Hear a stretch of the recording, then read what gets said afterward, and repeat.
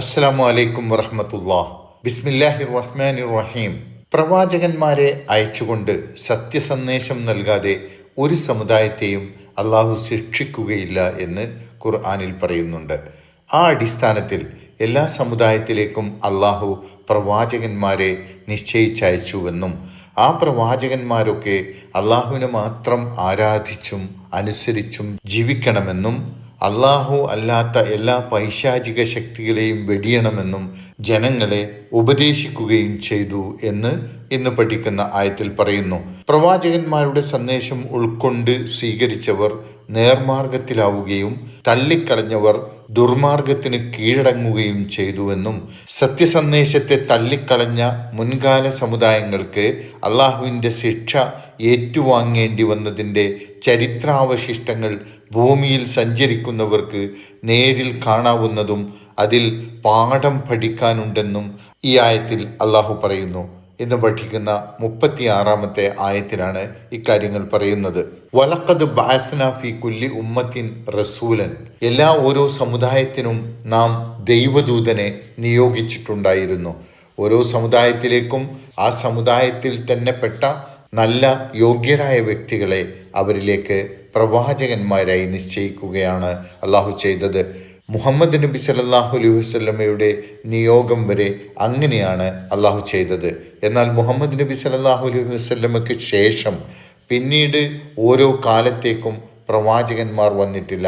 മറിച്ച് നബി തിരുമേനിക്ക് അള്ളാഹു അവതരിപ്പിച്ച വേദഗ്രന്ഥം ഖുർആൻ ലോകാവസാനം വരെ നിലനിർത്തുകയും നബി സല്ലല്ലാഹു അലൈഹി വസല്ലമയുടെ ശിഷ്യന്മാരായിട്ടുള്ള സത്യവിശ്വാസികൾ ഇസ്ലാമിനെ നിലനിർത്തി പോരുകയും പ്രബോധനം ചെയ്യുകയുമാണ് ചെയ്തുകൊണ്ടിരിക്കുന്നത്. എന്തിനാണ് ഈ പ്രവാചകന്മാർ നിയോഗിക്കപ്പെട്ടത്? അബ്ദുല്ലാഹ, നിങ്ങൾ അള്ളാഹുവിനെ ആരാധിക്കാനും അള്ളാഹുവിനെ മാത്രം നിങ്ങൾ ആരാധിക്കുക എന്ന് അവർ ജനങ്ങളോട് ഉത്ബോധിപ്പിച്ചു. ഇവിടെ പ്രവാചകന്മാർ അള്ളാഹുവിന് നിങ്ങൾ ഇബാദത്ത് ചെയ്യുക, അബ്ദുല്ലാഹ എന്ന് പറഞ്ഞത് അള്ളാഹുവിന് മാത്രം ഇബാദത്ത് ചെയ്യുക എന്നും, ഇബാദത്ത് എന്നതുകൊണ്ട് ഇവിടെ ഉദ്ദേശിക്കുന്നത് കേവലം ആരാധനാ കർമ്മങ്ങൾ മാത്രമല്ല, മറിച്ച് അള്ളാഹുവിനുള്ള സമ്പൂർണമായ വിധേയത്വവും അനുസരണവും കൂടിയാണ് ഉദ്ദേശിക്കുന്നതെന്ന് തുടർന്ന് പറയുന്നതിൽ നിന്ന് മനസ്സിലാവുന്നു. എന്താണ് തുടർന്ന് പറയുന്നത്? വജ്തനിബു താഗൂത്ത, നിങ്ങൾ താഗൂത്തിനെ പൂർണ്ണമായും വെടിയുകയും ചെയ്യുക. താഗൂത്ത് എന്നാൽ അള്ളാഹുവിൻ്റെ കഴിവുകൾ അവകാശപ്പെടുന്നതോ അള്ളാഹു ചെയ്യേണ്ട കാര്യങ്ങൾ തന്നിഷ്ടപ്രകാരം ചെയ്യുന്നവയോ ആയിട്ടുള്ള എല്ലാ ദുഷ്ടശക്തികളും ആണ് താഗൂത്ത് എന്ന് പറയുന്നത്. അതായത് അള്ളാഹു അല്ലാത്ത എല്ലാ ദുഷ്ടശക്തികളും താഗൂത്താണ്. അതിൽ അള്ളാഹുവിനല്ലാതെ ബഹുദൈവ വിശ്വാസികൾ ഇബാദത്ത് ചെയ്യുന്ന ആരാധനാമൂർത്തികളൊക്കെ പെടും. പിശാചും താഗൂത്താണ്. അദൃശ്യങ്ങൾ അറിയുന്നു എന്ന് അവകാശപ്പെടുന്ന, അതായത് ദൈവത്തിൻ്റെ കഴിവുകൾ അവകാശപ്പെടുന്ന ജ്യോത്സ്യന്മാരും താഗൂത്തിൽപ്പെടുന്നു. അള്ളാഹു അല്ലാത്തവക്കൊന്നും അള്ളാഹുവിന് നൽകേണ്ട ആരാധനയോ അനുസരണമോ നൽകാൻ പാടില്ല.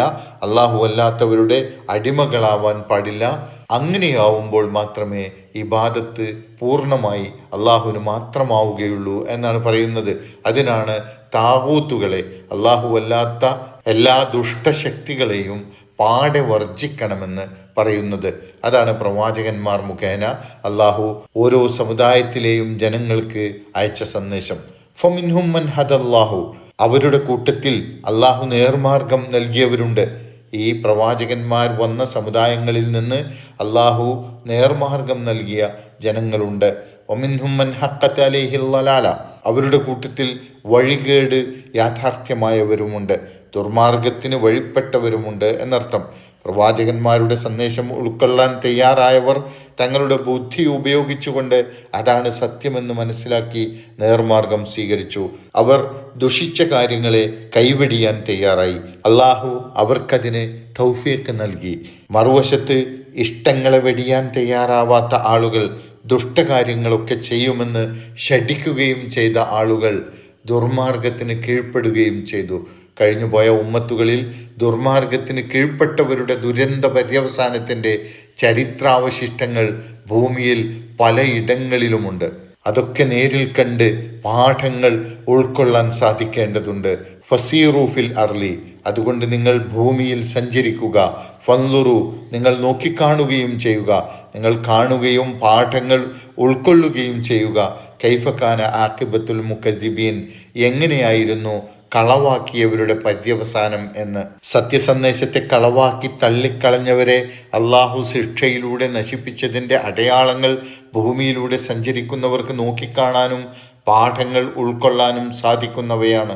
യഥാർത്ഥത്തിൽ ഇത്തരം ചരിത്രാവശിഷ്ടങ്ങൾ നിർബന്ധമായും മനുഷ്യൻ നേരിട്ട് പോയി സന്ദർശിക്കണമെന്ന കൽപ്പനയായിട്ടല്ല ഇതിനെ മനസ്സിലാക്കേണ്ടത്. നേരിട്ട് കണ്ടാലും അതിനെക്കുറിച്ച് ചിന്തിച്ച് മനസ്സിലാക്കിയാലും മനുഷ്യർക്കതിൽ പാഠങ്ങളുണ്ട് എന്നാണ് പറയുന്നത്. നിഷേധത്തിൻ്റെയും ധിക്കാരത്തിൻ്റെയും ഫലം എന്തായിരിക്കുമെന്ന് ഈ ലോകത്ത് തന്നെ വെളിവാക്കി തരുന്ന പാഠങ്ങൾ ഈ ചരിത്ര സംഭവങ്ങളിൽ ഉണ്ട് എന്നാണ് പറയുന്നത്. അല്ലാഹു സുബ്ഹാനഹു വ തആല നമ്മെ അനുഗ്രഹിക്കുമാറാകട്ടെ. അസ്സലാമു അലൈക്കും വറഹ്മത്തുള്ളാഹി വബറകാതുഹു.